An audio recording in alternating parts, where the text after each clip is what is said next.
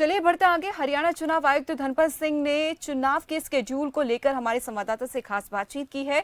इस दौरान उन्होंने कहा कि पहले 10 जिलों के चुनाव करवाए जा रहे हैं। आगे उन्होंने क्या कुछ कहा, आइए आपको सुनवाते हैं। प्रदेश में पंचायत चुनाव का बिगुल बज चुका है और चुनावी कार्यक्रम जो है वो फिलहाल तय कर दिया गया है। प्रदेश में 2 चरणों में चुनाव फिलहाल होंगे। पहले 10 जिलों में चुनाव करवाए जाएंगे। आज इसकी घोषणा प्रदेश के जो राज्य चुनाव आयुक्त हैं धनपत सिंह, उनकी तरफ से की गई है।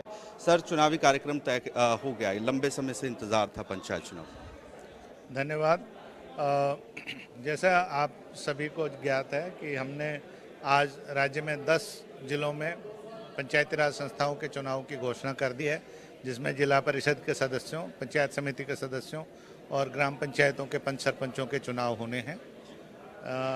इसमें आदर्श आचार संहिता आज से लागू हो गई है और कल संबंधित जिला उपायुक्त इन 10 जिलों के वो इसकी नोटिफिकेशन जारी करेंगे विधिवत, और 14 तारीख से नामांकन पत्र भरे जाएंगे। 14 अक्टूबर से 19 अक्टूबर तक 5 दिन नामांकन पत्र भरने की तिथि है और 20 को उसकी स्क्रूटनी होगी, जांच होगी, और जांच के बाद जो नामांकन पत्र ठीक पाए जाएंगे उनमें से अगर कोई विड्रॉ करना चाहता है तो वो 21 तारीख को विड्रॉ कर सकता है 3 बजे तक। 21 तारीख तक 3 बजे तक ही जो पार्टी सिंबल पे चुनाव लड़ना चाहते हैं अपने ऑथराइज्ड सिग्नेटरी से, पार्टी के जो प्रभारी हैं उनसे, उनको ऑथराइजेशन लेटर लाना पड़ेगा, आरओ को देना पड़ेगा। 3 बजे के बाद कोई ऐसा आवेदन स्वीकार नहीं किया जाएगा। 3 बजे के बाद जो कैंडिडेट्स चुनाव मैदान में रह जाएंगे, जिनके नामांकन पत्र ठीक पाए गए, तो उनको चुनाव सिंबल दिए जाएंगे। जो पार्टी के ऑथराइज कैंडिडेट हैं उनको पार्टी का चुनाव चिन्ह दिया जाएगा, और जो इंडिपेंडेंट होंगे उनको फ्री सिंबल्स में से चुनाव चिन्ह दिया जाएगा। तो उसके बाद 22 से 28 तक उनके पास चुनाव प्रचार का समय रहेगा, और 30 अक्टूबर को जो पंचायत समिति के सदस्य और जिला परिषद के सदस्य उनकी वोटिंग होगी, मतदान होगा, और 2 दिन बाद इन 10 जिलों की जो ग्राम पंचायतें हैं उनके लिए पंच सरपंच के लिए 2 नवंबर को मतदान होगा। इस बार सर 2 चरणों में चुनाव हो रहा है। पहले 10 जिलों को इसमें रखा गया, अलग अलग चुनाव करवाया जा रहा है। क्या इसके पीछे मोटिव?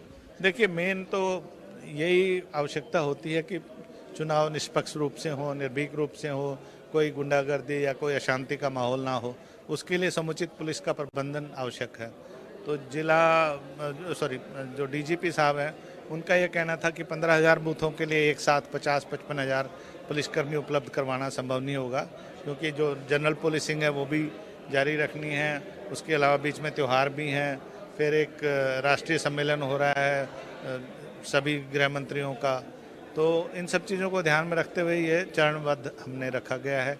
दूसरा ये था कि एक दिन में चारों चुनाव क्यों नहीं हो रहे, उसके लिए भी हमारे पास बहुत से राजनीतिक दलों से, आम जनता से, वोटर्स से ये अपील आ रही थी कि जो वोटर है ज़्यादा पढ़ा लिखा ना होने के कारण 4 वोट एक साथ डालने में कंफ्यूज हो जाता है। तो इसीलिए जिला परिषद पंचायत समिति का जो ईवीएम से होना है चुनाव, वो एक दिन रखा गया है, और उसके 2 दिन बाद ग्राम पंचायतों के जो सरपंच का ईवीएम से होना है और पंच का बैलेट बॉक्स से होना है, ताकि मतदाताओं के मन में कोई संशय, भ्रम या कन्फ्यूजन ना हो। ऐसा इसलिए किया गया है। मुख्य सचिव भी अभी थोड़ी देर पहले आए थे, आपके तरफ से बैठक भी ली गई है। किस मुद्दे को लेकर सर ये बैठक थी?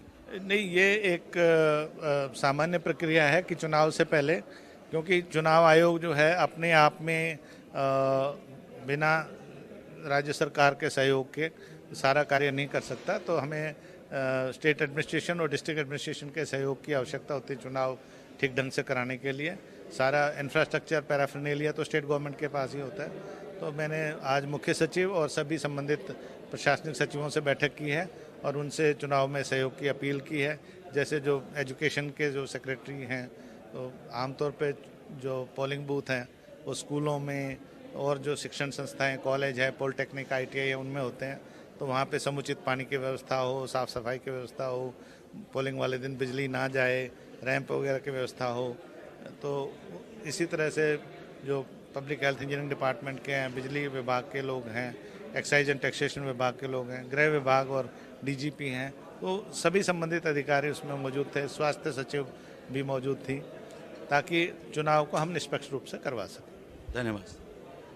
तो राज्य चुनाव आयुक्त धनपत सिंह हमारे साथ थे। 2 चरणों में फिलहाल चुनाव होगा। पहले 10 जिलों को इसमें रखा गया है। इस चुनाव की घोषणा से पहले एक अहम बैठक भी की गई, जिसमें चुनाव की तैयारियों को लेकर जायजा जो है वो अधिकारियों से लिया गया। उसमें शिक्षा विभाग के अधिकारी हों, चाहे पुलिस विभाग के अधिकारी, किस तरीके की तैयारी चुनाव के दौरान रहेगी, इस पर चर्चा की गई है। खबर फास्ट के लिए पंचकुला से वीडियो जर्नलिस्ट अश्वनी के साथ अनिल कुमार।